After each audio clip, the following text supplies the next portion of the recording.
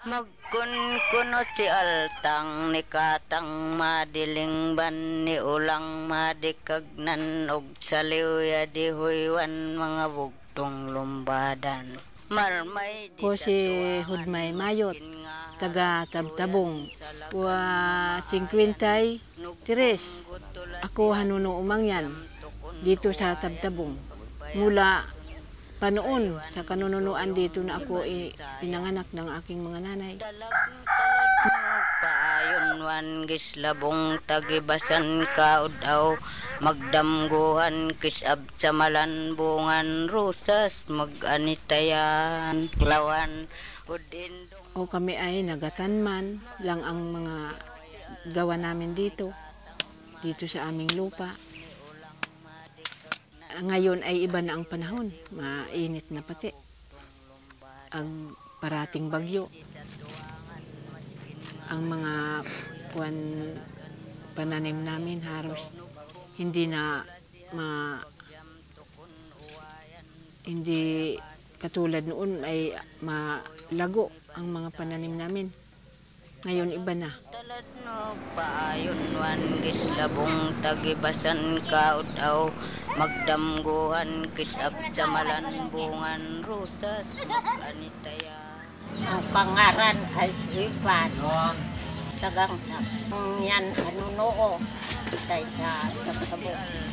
Ako indado gayit sitay. Ang mga ina amas tay umpot. Laki. Tay pang namatay. Ay man may timutatupan na pwede. Sakit. Hindi sobra ito bagyo. Kana makori kita. Ano makuran, magtanumingan kita. Mais, balingkoy, sabi. Mainit, man magtanom. Ay mainit, magkamatay. Hirap nga rin ang kanon. Natamot pa kanon, paglanon. Kunkunot si altang ni katang madiling. Ngayon mahirap na maghanap ng pagkain. Tinuturuan din magtanim rin sila ng mga pananim, ng mga kahoy. Basta tinuturuan ko ang mga anak ko, huwag mawala, huwag mag-asa kayo sa mga, kung mag-asawa na, huwag kayo mag-asa, tulong, magtanim. Kaywan ni suyong ni bansayan.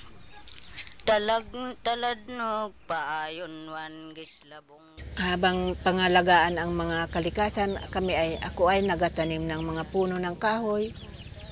Tulad ng mga basta mga buto-buto ng kahoy itinatanim.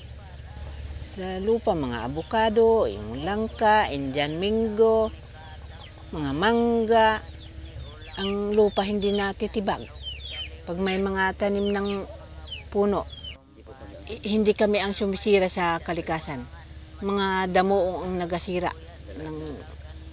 Ang mga kahoy noong malaki, sila ang laging na tarbesan nila. Kahit bawalan, hindi sila naniwala. May permit daw sila. Kaya di kami natakot rin sa damoong di. Sige. Kaya ngayon, ang mga malalaking kahoy puno dito sa amin, di ubos na. Bumalik din nga si kayo sa kanta. Hagak.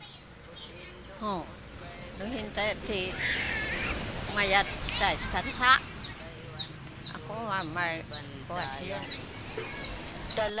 Talad no paayon wan gislabong tagibasan kaudaw magdamguhan kisab sa malanbungan.